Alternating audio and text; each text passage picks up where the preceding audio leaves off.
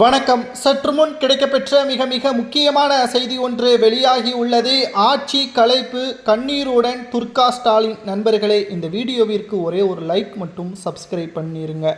5 ஆண்டுகள் திமுகவின் ஆட்சி முடிந்த நிலையில் வேட்புமனு தாக்கல் செய்துள்ளார் திரு ஸ்டாலின் அவர்கள். தற்பொழுது கண்ணீருடன் இருக்கக்கூடிய துர்கா ஸ்டாலின். ஏனென்றால் அரசியல் களம் சூடுபிடித்துள்ளது. ஒட்டுமொத்த திமுகவின் வேட்பாளர்களையும் மக்கள் புறக்கணிக்கக்கூடிய சூழலும் உருவாகியுள்ளது. ஏனென்றால் 454 வாக்குறுதிகள் 2021 சொன்ன திமுக அதை முழுமையாக நிறைவேற்றியதா?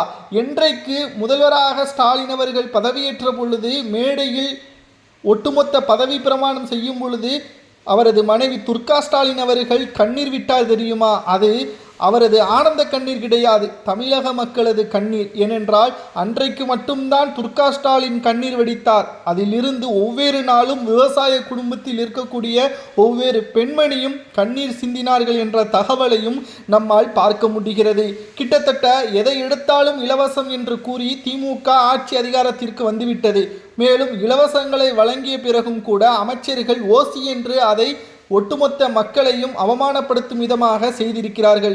பொன்முடி, KN நேரு, துரைமுருகன், இதில் அவர்களது வாரிசுகளுக்கும் வேட்பாளர் பதவியை வழங்கியிருக்கிறார். நிச்சயம் தமிழக மக்கள் இந்த முறை திமுகவின் ஆட்சியை அகற்றுவார்கள். இதுவரைக்கும் திமுக 2வது முறை ஆட்சி அமைத்தது கிடையாது. ஆனால் இந்த முறை நம்பிக்கையில் ஸ்டாலின் இருக்கிறார். ஆனால் மக்கள் புரிந்து கொண்டார்கள். கலைஞரை விட ஸ்டாலின் ஆட்சியில் மிகவும் மோசமான முறையில் தான் செயல்பட்டு கொண்டிருக்கிறது. இந்த முறை திமுக ஆட்சி அமைக்க வேண்டாம், இந்த ஒரு முறை மாற்று ஒரு அரசியலை உருவாக்குவோம். தமிழகத்தில் எடப்பாடி பழனிசாமி அவர்களது ஆட்சி 4 ஆண்டு கொரோனா காலகட்டத்தின் பொழுதும் சிறப்பான ஆட்சியாக இருந்தது. இந்த முறை நிச்சயமாக எடப்பாடிக்கு ஒரு வாய்ப்பை கொடுப்போம் என்ற எண்ணத்தில் தமிழக மக்கள் இருக்கிறார்கள். இந்த உளவுத்துறை சொன்ன கருத்து கணிப்பு தான் துர்கா ஸ்டாலின் அவர்களது காதுக்கு சென்றுவிட்டது.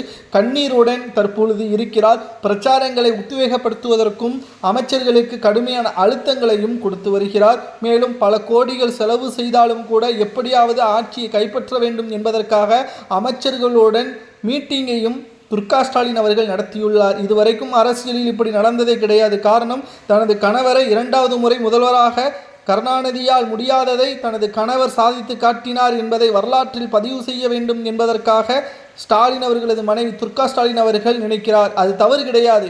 மக்களுக்கு நல்லது செய்திருந்தாலே ஆட்சியை மீண்டும் அமைத்திருக்கலாமே. அது ஏன் துர்கா ஸ்டாலினுக்கு புரியவில்லை?